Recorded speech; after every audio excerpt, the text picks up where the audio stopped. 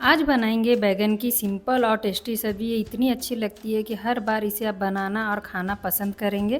तो इसके लिए यहाँ पे मैं ली हूँ थोड़े से छोटे साइज़ की बैगन। तो आपके पास में जो बैगन अवेलेबल हो उसे आप ले सकते हैं और उसे इस तरह कट कर लेंगे।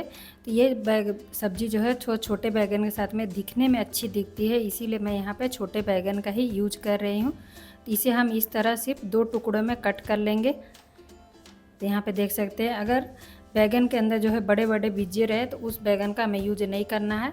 और बीच में इस तरह 1 से 2 कट्स भी लगा देंगे, जिससे बैगन जो है बहुत जल्दी पक जाएगा। ये बैगन की सब्ज़ी बनने में ज़्यादा से ज़्यादा 15 से 20 मिनट का टाइम लगता है और ये चावल हो या रोटी किसी के साथ में भी खाने में बहुत अच्छी लगती है। तो इस तरह कट कर लेंगे। सारे बैगन को कट करते जाएंगे और डायरेक्ट पानी में डालेंगे, क्योंकि बैगन को अगर हम बाहर रखते हैं तो उसमें जो है काले पड़ जाते हैं।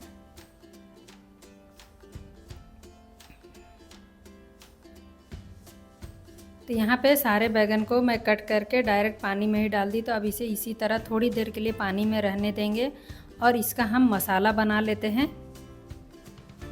मसाला बनाने के लिए यहाँ पे लेंगे लहसुन। तो यहाँ लहसुन की क्वांटिटी को हमें थोड़ा सा ज़्यादा लेना है ताकि ये और भी अच्छी लगी सब्ज़ी।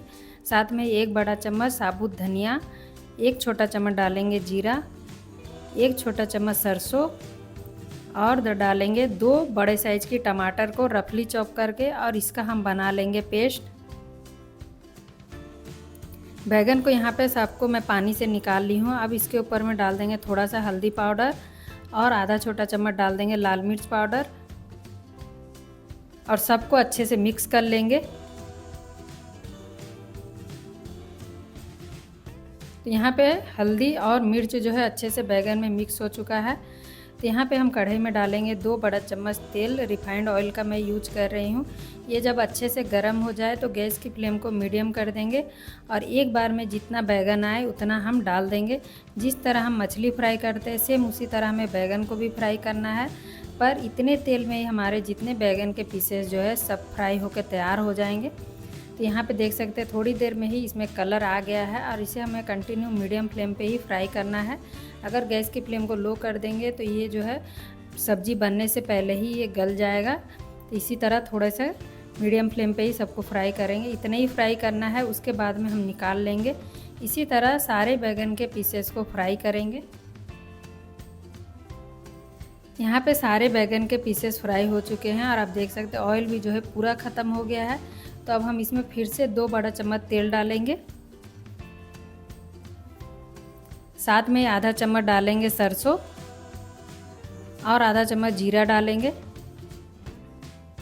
और जब अच्छे से पक जाए तो इसमें 1 बड़े साइज की प्याज को बारीक चॉप करके डाल देंगे और कंटिन्यू इसे हम फ्राई करेंगे। तो यहाँ पे प्याज जो है अच्छे से फ्राई हो चुकी है, तो गैस की फ्लेम को लो कर देंगे। उसके बाद इसमें डालेंगे 1 छोटा चम्मच काश्मीरी लाल मिर्च पाउडर सिर्फ कलर के लिए, और इसे हम थोड़ा सा मिक्स कर लेंगे। उसके बाद में हम इसमें मसाले डाल देंगे और इसे हम पहले मिक्स कर लेंगे। उसके बाद में जार में फिर से थोड़ा सा पानी डाल के इसे डाल देंगे। इससे जो है हमारा काश्मीरी लाल मिर्च जो है वो जलेगा नहीं और उसका कलर जो है बहुत अच्छा आएगा करी में। तो यहाँ जार में मैं थोड़ा सा पानी डाल दी थी और उसे भी इसी में डाल देंगे और अच्छे से मिक्स कर लेंगे। गैस की फ्लेम को मीडियम करेंगे। इसमें डालेंगे आधा चम्मच हल्दी पाउडर, 1 चम्मच का लाल मिर्च पाउडर, स्वाद अनुसार नमक डाल देंगे और मसाले को अच्छे से भून लेंगे। ये करी को एक बार ज़रूर ट्राई करें और कमेंट में बताएं कि आपको कैसी लगी।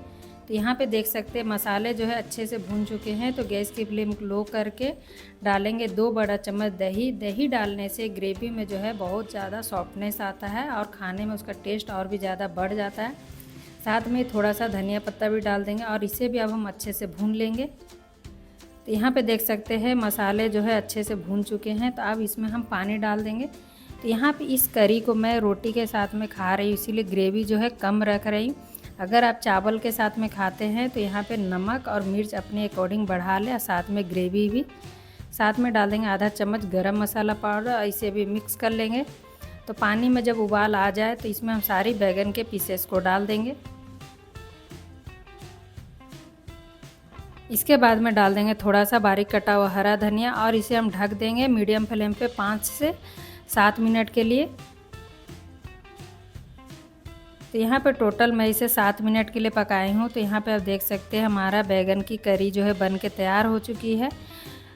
तो इतने ही हम इसमें ग्रेवी रखेंगे क्योंकि ठंडे होने के बाद में और भी ज़्यादा सूख जाता है ग्रेवी। तो एक बार इसे ज़रूर ट्राई करें और आपको ये सब्ज़ी की रेसिपी कैसी लगी ज़रूर बताएं। रेसिपी अगर अच्छी लगी तो लाइक शेयर और चैनल पे नए हो तो सब्सक्राइब ज़रूर करें। तो फिर मिलते हैं नेक्स्ट रेसिपी में, तब तक के लिए बाय बाय।